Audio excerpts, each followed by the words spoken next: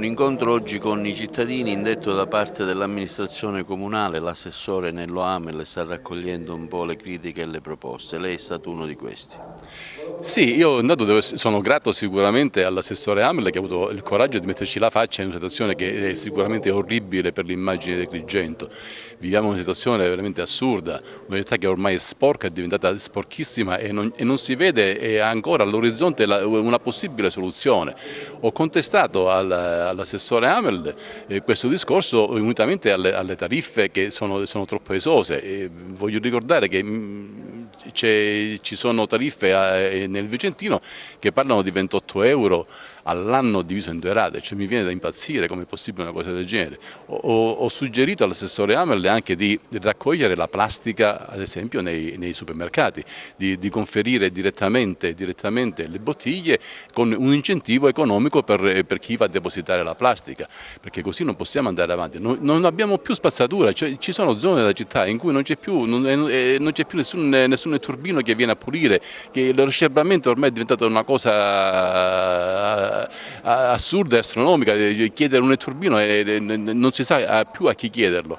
Abbiamo gli alberi della Via della Vittoria che sono ancora sempre non potati. Questo cosa comporterà? Comporterà che le radici necessariamente cresceranno e rovineranno la pavimentazione, quindi avremo ulteriori spese da andare ad affrontare per rifare la pavimentazione della Via della Vittoria. Cioè, ci deve essere un termine ultimo per dire basta e presentare la città degna di questo nome. Agrigento è una città turistica con 2500 anni di storia, non possiamo affrontare una città con queste sporcizie dei turisti, perché poi i turisti si passano la voce e chiaramente vuol dire che noi moriremo completamente, anche di turismo moriremo. Personalmente porrò le domande che ci chiediamo un po' tutti.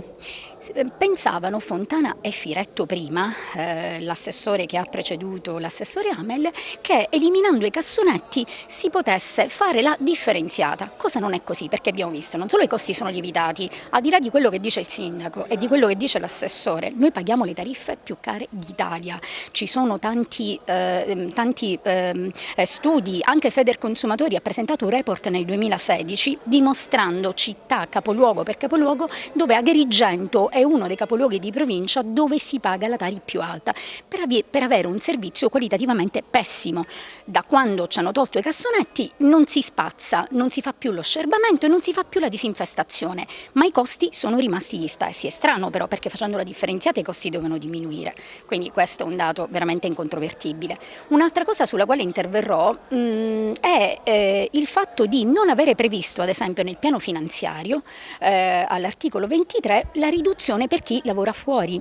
Mentre questo riguarda solo gli studenti, abbiamo molti agrigentini che per lavoro ovviamente vivono fuori per 6-8 mesi l'anno e pur avendo un contratto regolarmente registrato e domiciliati nel posto di lavoro, quindi fuori dalla Sicilia, sono costretti comunque, avendo la residenza ad Agrigento, a pagare comunque la Tari, quindi vessati 2 volte. E non solo, abbiamo notato che il Comune è abbastanza solerte quando si tratta di combinare multe per i trasgressori, ed è giusto che sia così, per carità, e non prevede invece le soluzioni per evitare che ad essere vessati siano sempre i soliti noti, cioè quelli che paghiamo. Non c'è stato spiegato ad esempio come mai nella ordinazione dei mastelli non si sono tenuti conto dei numeri ad esempio delle utenze che pagano, anche questo è un dato molto strano.